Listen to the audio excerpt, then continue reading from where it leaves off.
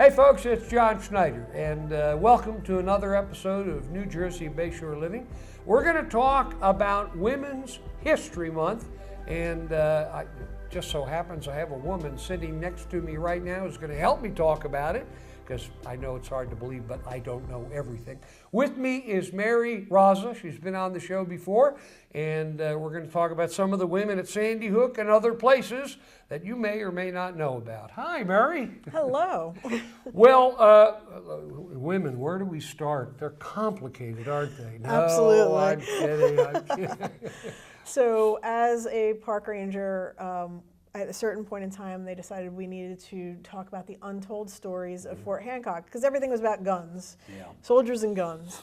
But we wanted to talk about different parts of things. So the Sandy Hook Lighthouse, built in 1764, is a good place to start. That was maritime history, really important maritime history, Revolutionary War connection, all the way up to it's still functioning today as an active aid to navigation. When I first became museum curator in 2000, I was asked to do a little exhibit in the museum about lighthouses. So I went to the computer and I was like, okay, what do we have on lighthouses? We didn't have a whole lot. There was a letter from the assistant keeper to the keeper complaining about how it was talking about the keeper and how profane he was. He was asking to be reassigned. Oh boy. He said he was abusive to him. And then there was an appointment letter that was Sarah Patterson Johnson being appointed assistant lighthouse keeper. I'm like, okay, well, what's this all about? Yeah. And then there was a box of letters. And I opened up this box of letters, and like all these letters in little envelopes from the mid-1800s come out. And I'm like, what is this? Oh, cool. So what it was correspondence. Charles Patterson was the lighthouse keeper, and that was Sarah's brother. Huh. During the Civil War, his brothers went and served, but he had varicose veins, so he was not allowed to serve. So he asked Secretary of War Stanton, "Can I be the lighthouse keeper?" He said yes. It's 1864, I believe. He went out 1861. 1864, his sister came to join him, who had recently widowed, and she became the official assistant keeper. So what these letters were all letters written to her by different family members over time. One of the first ones I opened up said, "They're fighting in Virginia now," and I'm like, what am I reading? Yeah, And, history. And it was like, it was her brother who was serving in the 14th out of Freehold, New Jersey Regiment, and it was talking about, you know, the Civil War. And I was like, okay, so I have to find out some more information. Now this is before computers were real big with internet searches. So I went to the phone book and I looked up Patterson's and Freehold. What's that? we had a name and we had an address, but there wasn't a phone number. So I called up and I said, "Are you related to these people?" And they're like, "Yes." And there's the Patterson greenhouses in Howell Township, still exists. And that was where Sarah grew up, and then she inherited the house upon her parents' death. And her brother lived like 3 houses down, Charles, and he was a carpenter. He built his own house. So Sarah was out there. There was a letter written from Charles to Sarah saying things. She must have gone home, because I assume that they switched duties because he had a large family. So in most lighthouse keepers, the wife ended up being keeper, the children ended up being keeper, because dad a lot of times had to go out to sea and fish to get enough food to eat. So yeah, that's what he told the family. He's out fishing. Well, under the barn though, when they did archaeology, they found a lot of liquor bottles too. So there's a lot medicine bottles, liquor bottles, pig jaws, clam shells, oyster shells, all sorts of things that they would have been Now there were eating. chicken coops at the bottom. Yes, there were. In the painting that one of his sons did, there was a chicken coop, there was a cow. So they were given a salary and a house, but they kind of had to provide for themselves other than that. So Sarah was an official keeper where there were hundreds of other wives that were unofficial and not paid. She was actually paid. So these letters are wonderful. It was family life. So if you opened up a letter and it had a black band around it, you knew somebody had passed away, a child or an older person, and it'd be like, "I'm grieving now about my child that passed away," or they were written from her brothers, sister-in-law, cousins. One was written from Charles to her when she must have been at home about his youngest son went to put the light on, you know, when they lit the light at night, and he said, "This is Aunt Sarah's light, and I want to make it shine." Wow. So it just, and it was talking about the ice was really thick on the lens, and he had to burn it off so that the light could be seen. Where are these letters today? They would be in Gateway's repositories. I do have transcriptions of them. I think it'd be fascinating. This could be your book. It could be. It's letters from a lighthouse keeper. So Sarah is one of our ladies of history. Yes. So then during World War II, there was a bill that went through Congress in 1942 to create the Women's Army Auxiliary Corps. Are those people crazy? Women can't fight. Well, what they realized. I asked stupidly. But what they realized is that the British had already set up a system to have women because it was their survival. I mean, they were being bombed. They needed to use any able-bodied person, so they made even women. They brought women into the fold. So the United States realized we have to start something.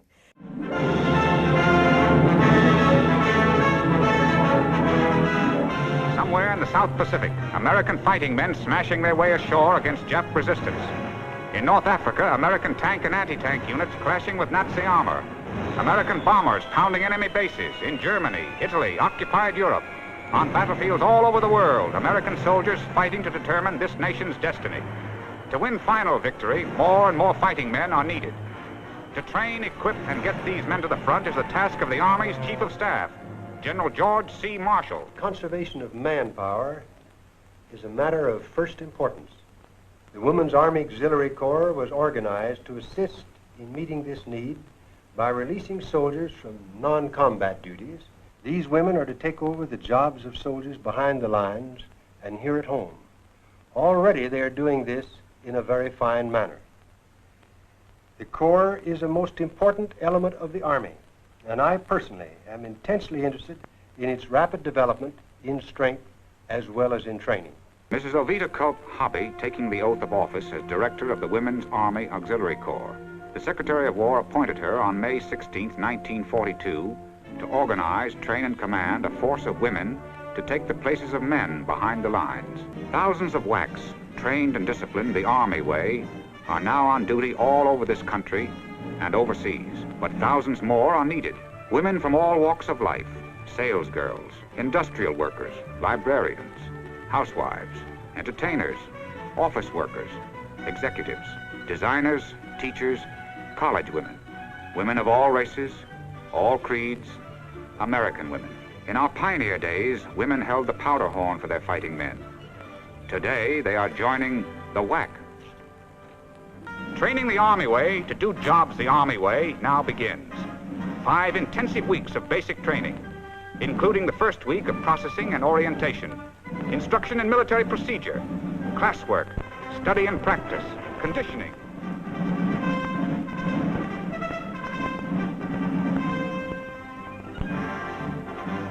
But it isn't all work. There's time out to relax and have fun. Time for shopping, cokes, and gab fest in the post exchanges.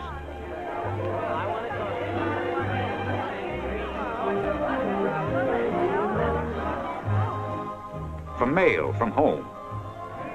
For get-togethers with friends and dates in the service clubs. And for visitors on Sundays when guests are welcome. Wax on review. Basic training finished for another class. Wax, fit, alert, proud of their corps, prepared for the next big step in their new life, ready to serve with the Army, to do the jobs the Army thinks they do best. Some to officers' training school. Commissions for those who qualify, then on to field command, or further training at the great Army schools for officers. Under Army direction, WAC officers are responsible for the discipline, welfare, and leadership of their corps. Some auxiliaries to specialist schools where many learn entirely new trades. Administrative. Motor transport, where women have proved their ability to maintain and repair cars and trucks. They're good drivers and mechanics.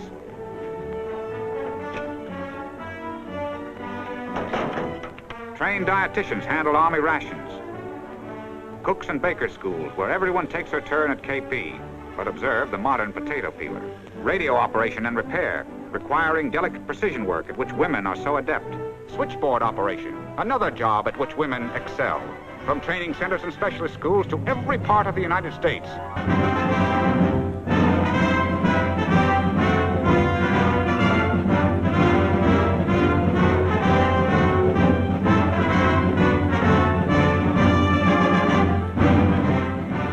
Here they are, whacks in mounting thousands. America's women soldiers, trained, disciplined, fulfilling the purpose for which their corps was created, releasing these men and countless others for combat duty, putting soldiers on the battlefields to win final victory.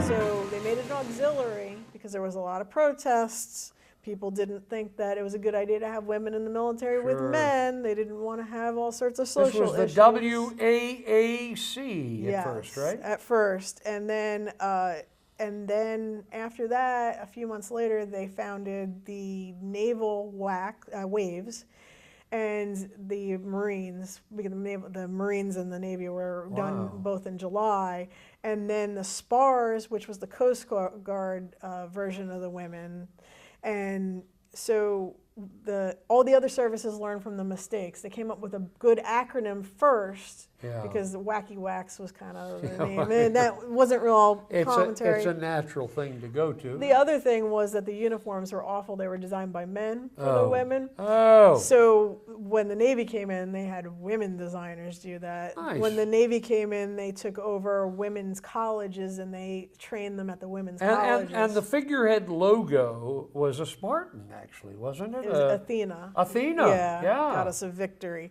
So they came in, and at Fort Hancock, the first group was, I think, 9 women came in. They marched in. They went into barracks number 25. Now, wait a minute. A country must have been going nuts, because there were people who were not for this, right? Absolutely. A lot of ministers were not for it. Parents were not for it. Corporations. Companies lost employees. But then there were people who realized, well, we had war workers. So there were other women who were WOWs, women ordnance workers. And that was another portion of how they served. And then there were civilian women who worked at Fort Hancock as well. And knowing men the way I do, I'm assuming that some of them were slightly disrespectful. That there'd be catcalls and wolf howls and whistles and things like that, even though I'm sure they appreciated the women being there. Was that true? Sandy Hook Foghorn has little cartoons, and you can see those. There was also something called Column Left, which was sort of a tongue-in-cheek commentary that the men wrote. So the article over here was saying the women got promoted. The Column Left said that some dog faces hadn't been promoted, and they'd been out there for 5 years, and all of a sudden all the stripes went to the women's barracks number 25, and they got promoted really quickly because obviously there weren't enough women. They weren't there for very long. They needed to get promoted, and they needed to be in some sort of ranks. And they got special privileges because they were women, I suppose. Correct me if I'm wrong. But there were certain things, obviously, in their barracks that they had that the men did not have. So the women had to be 21 years old and have a high school diploma. That was different. And so the education requirements were higher for a woman than for a man to enter into the military. They had to have 150 feet between them and the men's barracks or an intervening structure. So what happened at Fort Hancock is they were putting barracks 25 on the end, right, and they made barracks 24 into a headquarters. Wow. So that was their way. They had bathtubs. They had shower curtains. They had shades on the window. Right. They were issued sheets. They didn't just get the wool scratchy blanket. Because they have kittens. There was I think they had kittens. I think that there are was pictures there. of There's them pictures with of them kittens. by a photographer, James Lent. Yeah? Was the photographer during World War II for most of it. Wow. And they photo essayed them. There was a whole setup where a day in the life of a whack. And they followed this one woman. She worked in the dental clinic. And they followed her around all day. And at the end of the day, she had a date with a soldier. And there's a big sign that says, "Wax Barracks off limits." He had to stand outside and do that. Oh, but the shit. one lucky guy who delivered the Sandy Hook foghorn Yeah. had to go into the barracks and Oh. deliver it to the day room. So there Poor was a fella. fight. There was a fight over who was going to have that Oh my duty. God. So that was, and the one woman who I met, one woman who was a WAC, and I also interviewed another lady on the telephone. The woman on the telephone was a librarian in civilian life at Newark, New Jersey, Yeah. and she ended up being a librarian out there. So there's Wow. pictures of her at the orientation board where it showed like Europe and where we were fighting and all those things. And then Loretta Hoffman was a wonderful woman. She came out there. She was from Brooklyn. She wanted to serve the country because if she was a man, she would have. Was how she said it. She didn't tell her father till after she signed up. She was, Oh my God. she was Poor Dad. afraid of what his reaction was, but he was proud of her. Oh, good. So she did her basic at Camp Oglethorpe in Georgia. Wow. And then she came to Fort Hancock. She wanted to go overseas, but after her assignment at Fort Hancock, she ended up at the Pentagon. And when you went to the Pentagon, you stayed at the Pentagon. Did these women, would they get medals? Did they get promotions? Did they get pay raises? Well, once they decided, so the waves were reserved, so they were given the same ranks as men. The WACs, when they first were not given the same ranks. So they changed the bill in 1943, and they became official members of the Army. And they were finally, instead of being called an auxiliary, they were a private. They had this whole different system of ranks. So they went from WAAC to WAC, WAC, right? yes. Yeah. Here's a picture of them painting it out on the. And they were given the option to leave as well if they didn't want to really be in the Army. Yeah. So most of the women stayed. There's kidding. there's the picture on the parade Wow. ground of them doing the oath of allegiance Wow. to the Army. And Loretta has a really interesting story. Is that she got an extra job. She worked in headquarters, which was in Barracks 24. And there was a big problem with silk. Silk was used for parachutes, so women wore silk stockings. Oh. So during the war, there was a rationing Here, of silk. parachute with this.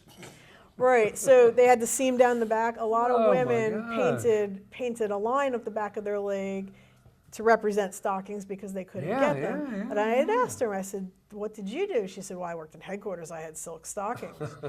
But she wanted an extra job, so there was she could work as an usher in the theater. Oh, great. So she went to the theater at night, and that's where she met her husband, who was the movie projectionist. And his story is great, is that every time his unit was set to ship out, the commanding officer switched him because having a projectionist was more important than having a soldier go overseas.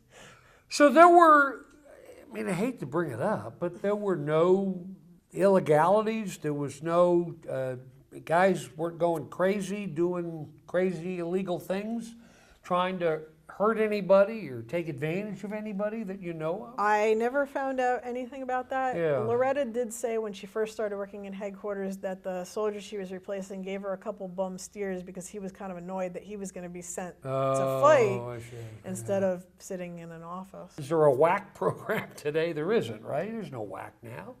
Is it? It was. What does it look like today? Is there So anything? after the war ended, it was disbanded in 1948. Yeah. They made it an official part of the Army, the WAC. But in, I believe, 75, when all the women's services were made part of the regular military, so they abolished WACs, they abolished waves. You were just in the regular Army at that point in time. Right. So that's there's some more women to be proud of for History Month. But there are also Army nurses that served at Fort Hancock at the post hospital as well. Well, who else? I'm reminded to talk about Gertrude Ederle. Trudy, as she was called, was the first woman to swim the English Channel on August 6, 1926, at the age of 19. She was born in New York City on October 23, 1905, as Gertrude Ederle. She was the third of 6 children and lived in an apartment next to her father's butcher shop in New York City. Today, she is well known by most local residents of Highlands, New Jersey, because she spent her childhood summers in Highlands and learned to swim in the Shrewsbury River, which incidentally has one of the swiftest currents of any river in the world. Not only did she learn to swim in our area, she also trained for what would make her famous by swimming against that current. 1926 was the year of Ederle's most glorious accomplishment, to be the first woman to swim across the English Channel and break all previous records. Besides her worldwide acclaim, she received a ticker tape parade down Broadway in celebration of our country's national pride. In all, during her career, she had set 29 national and world amateur swim records and won a gold and 2 bronze medals for the U.S. swimming team in the Paris Olympics of 1924. So she's a member of history, a woman who is a member of history. Anybody else you can think of that you want to? Well, there's you. You've made some kind of history there, and you were a curator for the museum, or a curator for that must have been exciting. Mm-hmm. What did you enjoy about that? It was a new thing every day I would learn. I mean, you would open up a drawer, and I mean, we had a computer that would tell you things, but it was best to open up the cabinets and say, well, what is in here, and how can I learn some more about that? But doing the oral histories was the biggest learning experience, because when we did the oral histories, they would donate artifacts. Nice. So we would get more items that we never knew existed. I donated artifacts, by the way. Never got them back, but that's okay. That's another story. Well, thank you so much for helping me learn more about the women who made such a difference at Sandy Hook and elsewhere. I really do appreciate it, and I thank you for joining me today, and I hope you'll come back and talk about other things. When you write your book, will you come back and let me talk about it with you first? Absolutely, and thank you very much for having me. My pleasure. Anyway, folks, that ends another episode of New Jersey Bayshore Living. I hope you'll come back next week to watch another episode. And you know what I always say, if you see me out there, I don't know, maybe I'm just sitting around thinking, reading, listening to music, or looking out over the bay, don't hesitate to walk up to me, tap me on the shoulder, and introduce yourself. Because, folks, nothing is more important than meeting you. So long, everybody. Bye-bye.